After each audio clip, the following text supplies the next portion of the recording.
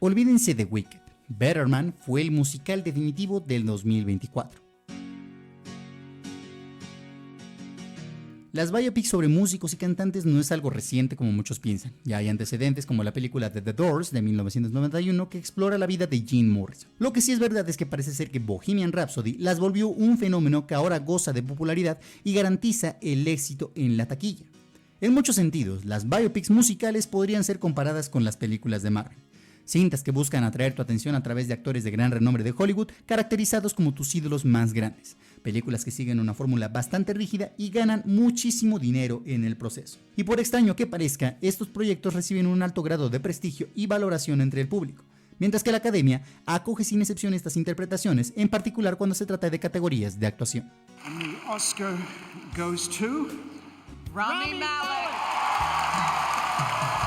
Lo hemos escuchado una infinidad de veces. Un actor o actriz se embarcará en un ciclo mediático completo hablando de cómo se aisló del resto del mundo, estudió un montón de imágenes y material de video del individuo y cómo éste se apoderó de su cuerpo en el rodaje. Si bien suena poético, las biopics se encasillaron en qué tan bueno es el casting de los actores, qué tan parecidos son a sus contrapartes o qué tan fiel fue la representación a su concierto más importante. Y con el tiempo, el público interpretó que cumplir con estos requisitos es sinónimo de calidad. Inspirarse en la vida real puede facilitar la evaluación superficial de la actuación, pero ¿es realmente la imitación de un actor con prótesis o peinados lo mejor que este subgénero puede ofrecer? ¿No es mejor crear un personaje entre comillas nuevo y con matices que ser una pantomima de Elvis durante unas horas? El atractivo de estas producciones radica en ver a una persona real que hizo algo trascendente en la vida transformada en un personaje. Si bien las biopics musicales tienen la capacidad de ser deslumbrantes, resulta un poco frustrante que a menudo sean tan estereotipadas y repetitivas. En 2007 se estrenó Wild Heart, una parodia de Walk the Line de James Mangold que se burlaba de todos y cada uno de los tópicos asociados con el subgénero de las películas biográficas. Y es que solo hace falta analizarlas unos cuantos minutos para ver que todas siguen un ritmo narrativo similar. Comienza con el artista en un momento de fama que está a punto de subir al escenario para un concierto. Retrocede a la infancia del cantante donde ocurre una tragedia, ya sea la muerte de un ser querido, el abandono de una figura paterna o el rechazo de una sociedad que no comprende a nuestro protagonista. Seguido del momento de descubrimiento. La celebridad canta frente a otras personas por primera vez y todos quedan asombrados por su talento. Esto pasa un montaje donde de repente se encuentra actuando frente a una multitud de fans que lo adoran, grabando su primera canción, experimentando su primer éxito y emprendiendo una gira. El artista entonces comienza a innovar y ampliar los límites de su música, lo que suele coincidir con el inicio del consumo de sustancias o conductas autodestructivas que harán que el matrimonio y las relaciones interpersonales se vean afectadas por la infidelidad y la adicción. Entonces llega el momento de catarsis y redención. El artista se recupera, redescubre su amor por la música y se presenta en un concierto masivo, y claro que la película termina con una imagen congelada con una serie de textos que nos cuentan qué hace con su vida actualmente. ¡Qué trucazo!, ¿no? Si es repetitiva, rayando en lo cliché, ¿por qué seguimos apoyándolas? ¿Por qué se siguen haciendo películas como estas? Razones no faltan. Después de todo, nos fascina la vida de los artistas, nos encantan las historias de origen y la emoción de ver una canción cobrar vida por primera vez. El problema con este enfoque de talla única para contar esas historias es que el alcance es demasiado grande para que tengan algo de sentido o para que se resalte algo real sobre la persona o la vida en general. Cuando intentas meter la vida entera de alguien en una estructura limpia de 3 actos, termina siendo como una costosa entrada de Wikipedia que no logra nada más que enaltecer sus éxitos. Muchas biopics musicales no parecen resistirse a la tentación de recrear todos los conciertos o incluir todas las canciones del catálogo del artista. Sin embargo, al final del día, no se está diciendo mucho más allá del hecho de que eran personas con un talento que disfrutaron de un éxito masivo y se divirtieron en el camino. Y en afán de cumplir con el espectáculo, se empiezan a tropezar con una gran cantidad de errores, como por ejemplo, la fidelidad cronológica. Vamos a tomar como ejemplo Bohemian Rhapsody, que usó el espectacular concierto de Live Aid como eje central y lo convirtió en un momento victorioso tras años de lucha. La cúspide de un hombre fenomenal cuya vida se vio trágicamente arruinada. Sin embargo, se equivocó por completo en la cronología en lo que respecta a la pausa de la banda y el diagnóstico de VIH de Mercury, que en realidad ocurrió años después, y parece atribuirle a Queen el mérito de haber recaudado todo el dinero para África. Al fin y al cabo, esto no arruina tu experiencia como espectador, a menos que seas un fanático hasta los huesos. Como expliqué en el video de los musicales, el principal objetivo de este género es deslumbrar al espectador. El verdadero problema radica en que muchas de estas películas se hacen con la aprobación del cantante o sus conocidos. Esto no siempre es algo negativo, pero a veces entramos en territorio revisionista de la historia. No es razonable esperar que estas películas cuenten la historia con un 100% de precisión.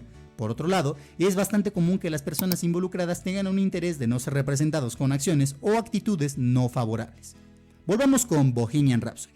Brian May y Roger Taylor, miembros de la banda Queen, son productores ejecutivos de la película, lo que explica algunas de las cuestionables decisiones de edición donde cada miembro de la banda se le otorga el mismo número de primeros planos a expensas del flujo o la coherencia de las escenas o ciertas decisiones de la historia con respecto a los miembros sobrevivientes. Mientras que May y Taylor aparecen constantemente llegando a los ensayos a tiempo y yéndose temprano de las fiestas para estar en casa con sus familiares, Freddie Mercury aparece como una carga constante debido a sus vicios y estilo de vida extravagante. ¿Qué hay de malo en esto? Si es bien sabido que el líder de Queen adquirió fama por sus exuberantes fiestas, resulta un tanto paradójico que estas películas se alejen más de la verdad cuando más se acercan a ella. Muchas veces las representaciones de estos artistas toman una pequeña característica del personaje y la exageran a una persona completa, ya sea una forma de hablar, una forma de caminar o una frase que hicieron popular, pero nunca son personas auténticas y con matices. Son una caricatura. Nos muestran al ícono, pero no a la persona, o peor aún, basan la personalidad de un artista en el título de su canción más popular. Si hay algo que tenemos que tener presente es que a pesar de ser famosas, se trata de personas complejas, con vidas complejas y relaciones difíciles. Las biopics musicales, en cambio, los convierten en mártires unidimensionales que nunca experimentaron la alegría y que fueron explotados constantemente por todos los que los rodeaban. Aunque, lamentablemente, esto suele ser cierto, no es el panorama completo. Y trivializar estos elementos de la historia convierte momentos realmente dolorosos de su vida en clichés. La clave para hacer un buen biopic lo encuentras en cintas de dramas pertenecientes al mismo género. Cintas como La Red Social o Steve Jobs son buenos ejemplos de biopics que adoptan este enfoque hacia la verdad y lo consiguen. Jesse Eisenberg y Michael Fassbender no intentan parecerse ni sonar como Mark Zuckerberg o Steve Jobs de la vida real. En cambio, optan por presentar a sus personajes como personas con motivaciones auténticas. Andy Hershfield, uno de los ex empleados de Jobs, explicó que la película se desvía de la realidad en todos los aspectos. Casi nada de lo que cuenta es como sucedió, pero eso no importaba, pues el propósito de la película es entretener, inspirar y conmover al público, no retratar la realidad. Y ahí es donde entra Better Man para separarse del resto de biopics. No se puede negar que el género se ha vuelto obsoleto, de tal manera que exige innovación.